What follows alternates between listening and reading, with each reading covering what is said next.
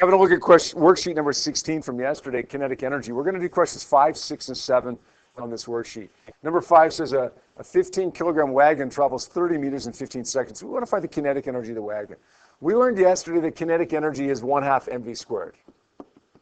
M stands for, quickly, M stands for mass. Mass is measured in what units? Kilograms, right? In chemistry, you use grams. In physics, we use kilograms. V stands for? No, speed, correct. V stands for speed, not velocity. The direction of this is irrelevant. We don't care if it's moving north, south, east, west, or 25 degrees west of north. The direction is irrelevant. It counts for speed and speed only. EK is kinetic energy. It's measured in what units?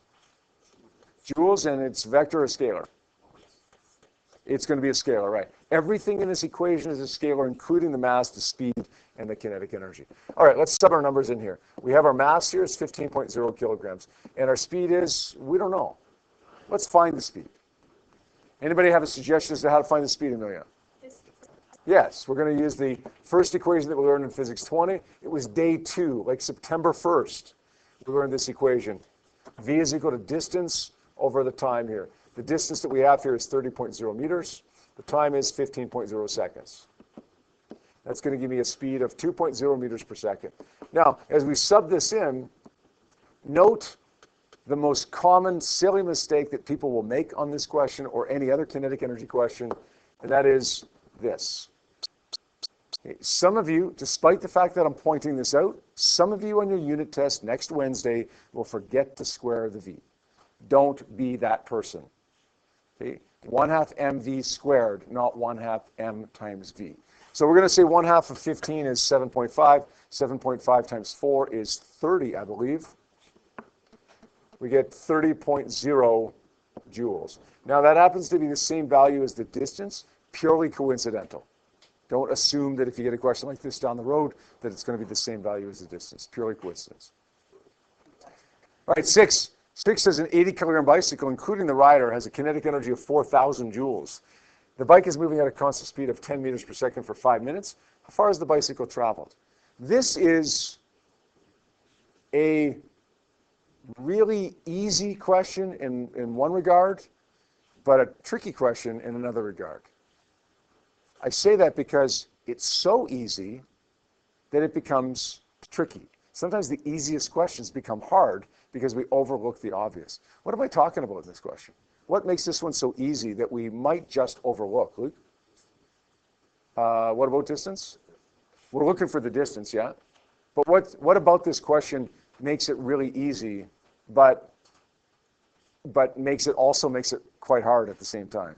In other words, what am I overlooking? What can I overlook that makes this question a tricky question?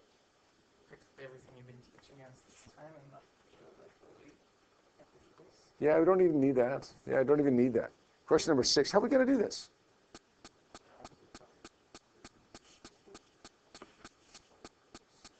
Haley?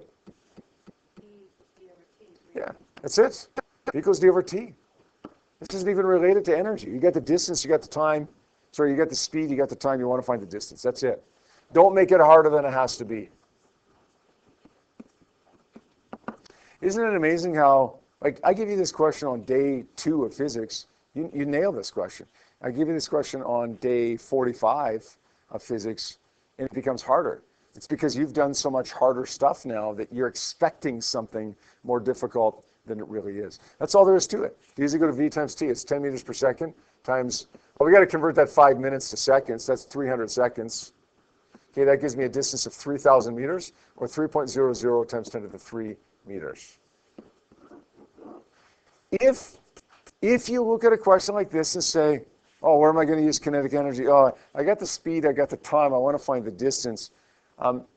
If you can legitimately use an equation to solve for distance without using that kinetic energy, then do it. You don't have to use what we've just learned. Yeah, Andrew?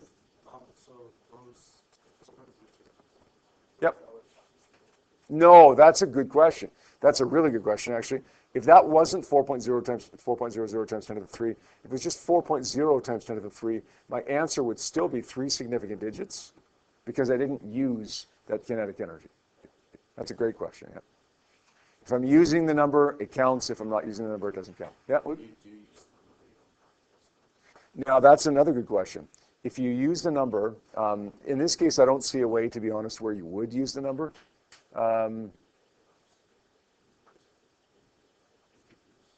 Well, I suppose, yeah, no, I suppose, Luke, you could use EK is equal to 1 half mv squared to solve for V, and then you get V that's should be 10 meters per second. Luke, if you did it that way, I mean, clearly that's more work than you have to do, but if you did it that way, and I saw your work, then yeah, I would give you 2 significant figures marked correct. Because even though you didn't need to use that, you did use it, and that's fair enough. Yep, Parker? Could you just rewrite it as 3.00 kilometers? Yeah. Yeah, that'd be fine. Yeah, 3.00 kilometers is fine. And finally, number 7, what's the speed of a 20 Newton object that has a kinetic energy of 9 joules? This 20 Newton object is the weight of the object. Okay, it's a force of gravity acting on the object. The weight, not the mass. Mass is in kilograms. Weight or force is in newtons. So I'm going to say the force of gravity acting on this object is 20.0 newtons.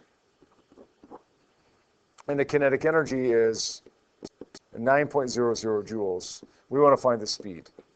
Let's say EK is equal to 1 half mv squared. Let's solve for V here. How do I get rid of a half in the m? I can multiply by 2, then divide by m, or I can just divide by 1 half m. Either way works. Parker, you suggested that I multiply by 2 first, so that's what we'll do.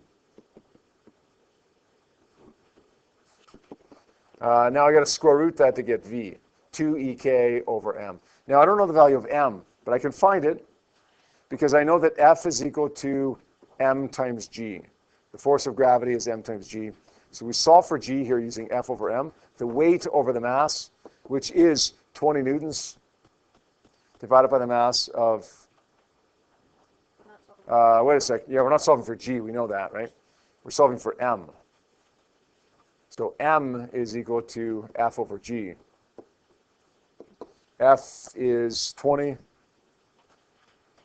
and g is 9.81. Listen, gravity is downward, but so is the force of gravity acting downward. So make them either both negative or make them both positive, one of the two. It doesn't really matter. That should give us 2 point something, 2.038, thank you. Which we'll turn around and plug back into here.